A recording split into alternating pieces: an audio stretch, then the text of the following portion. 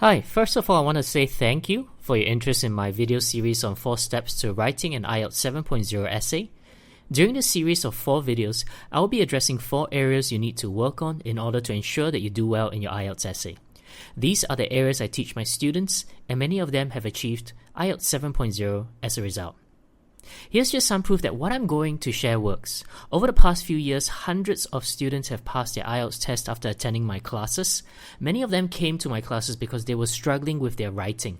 After learning the strategies I teach in this writing video series and also in my classes, here are some of the results. Wenyu moved a whopping 2 band scores from 6.0 to 8.0 after applying the strategies I teach in this video and in my IELTS classes.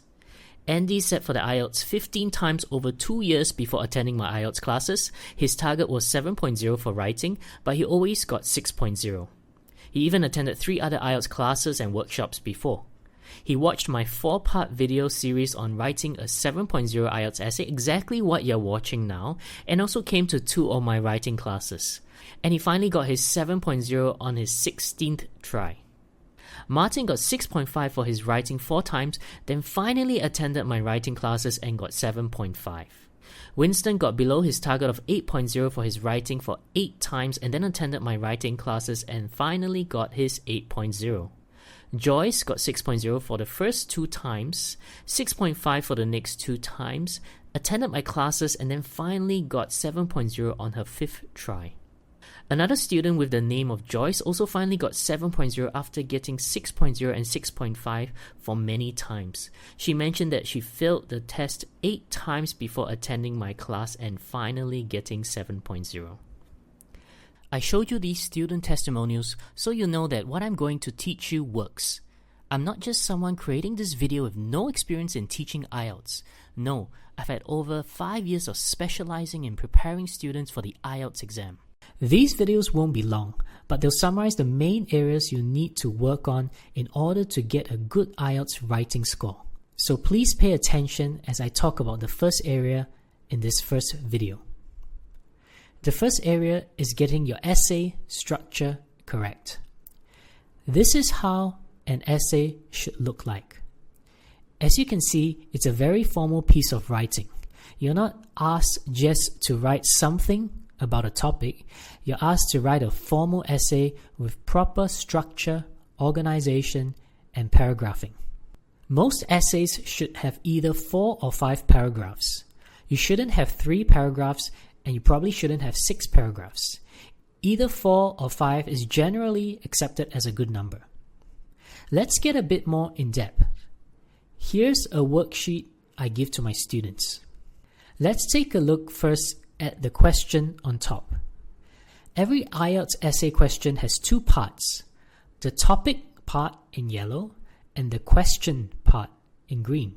In your first paragraph, you want to have 2 sentences that address those 2 parts.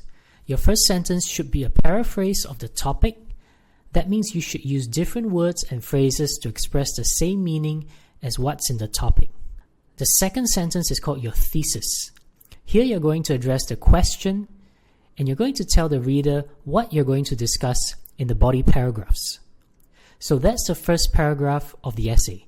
Just 2 sentences is enough. Let's take a closer look at what's written. The topic in yellow is, in some countries, young people are encouraged to work or travel for a year between finishing high school and starting university studies. The paraphrase is, in various nations around the world, many people advocate taking a gap year in order to work or travel before beginning one's tertiary education. The question in green: discuss the advantages and disadvantages for young people who decide to do this. In your thesis, while this offers a few advantages, there are also some disadvantages which are worth considering. As you can see, the first sentence in the first paragraph paraphrases the topic, while the thesis addresses the question. Let's move on to the body paragraphs, paragraphs 2 and 3. As you can see, there are 2 questions to address: the advantages and disadvantages. The advantages will be addressed in paragraph 2 and the disadvantages will be addressed in paragraph 3. Let's start with paragraph 2. The first sentence is called the topic sentence. This is red in color. The topic sentence addresses what the whole paragraph is about. In this essay, the second paragraph would be about the advantages. Therefore, the topic sentence lets you know that. The topic sentence here is, there are two main benefits to students traveling or working before their university education. After the topic sentence, you have the first main point. That's green in color. This is the first advantage. The first main point is, firstly, through traveling, they will be able to expand their horizons. After this first main point, you have supporting sentences, which are purple in color. Supporting sentences support your main point. They give reasons, examples, and results. It is important to not just have main points but also supporting sentences. The examiner doesn't want to see you having many main points. He or she wants to see a few main points, and each of them needs to be expanded upon with supporting sentences. So here, the supporting sentences are, when students go overseas, they will be exposed to different cultures and customs. As a result, they will gain a deeper understanding of the world. Next, you have another main point, your second main point. Then after this, you have supporting sentences. Do you see the pattern here? After every main point, you need some supporting sentences to back up your main points. So the second main point and supporting sentences are, in addition, students who work will learn to appreciate the value of money. This is because they will realize the hard work involved in earning money. Consequently, they will think more before purchasing anything they desire and may become less impulsive in their spending. So that completes the first body paragraph, which talks about two advantages. Let's go to the third paragraph. The exact same pattern is here. Topic sentence in red, first main point in green, two supporting sentences in purple. Then you go to the second main point in green and two supporting sentences in purple. The only difference is that in this third paragraph, you're discussing disadvantages, not advantages. Let's go through the third paragraph. On the other hand, various drawbacks may be noted. In the first place, traveling could cause people to feel homesick. Many students have not been apart from their family and friends before, so when they travel, they may miss these people. In extreme circumstances, students may even become depressed.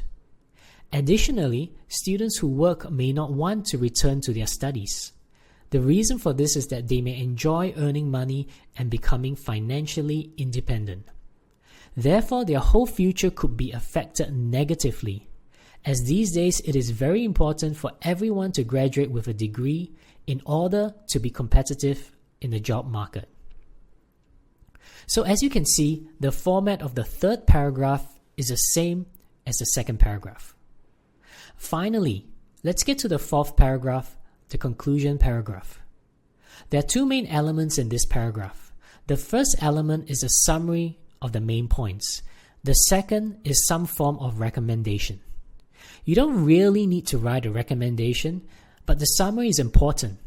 Let's look at that in detail. Do you see how I summarized the two advantages and two disadvantages? I also use different words and phrases to express the same points mentioned in the body paragraphs. It's always important to use a range of vocabulary and not repeat yourself. So let's go through the conclusion. In conclusion, if students take a gap year, they could gain invaluable experience and learn to become more independent in relation to money. However, they may also become homesick and end up not continuing their studies. Therefore, it is necessary to weigh the benefits against the drawbacks carefully before coming to a decision as to whether students should go on such an adventure. So that completes your essay. There's structure to it and it's organized. There's so much more I can teach, but I have to stop here. This is the first important step to writing an IELTS 7.0 essay. Get your essay structure correct. I hope I've given you a lot to think about. This is just one worksheet I give my students who attend my classes. For the writing component alone, I give my students over 60 pages of notes and worksheets. I go into much more detail than I've gone through here. And if you're interested to find out more about my classes and the materials I give my students, you can go to www.ieltsuniversity.com. And you can also go to www.ieltsuniversity.com/my-classes if you want to find out more about what exactly I teach in my IELTS classes. Finally, do you want the 3 other IELTS writing videos in this video series? If so, just WhatsApp me at 9768-1054 with this message. Please send me the other 3 writing videos at email. Put your email address in. Send this message to me on WhatsApp and I'll send the videos to you straight away. Cheers guys, I hope you've enjoyed this video.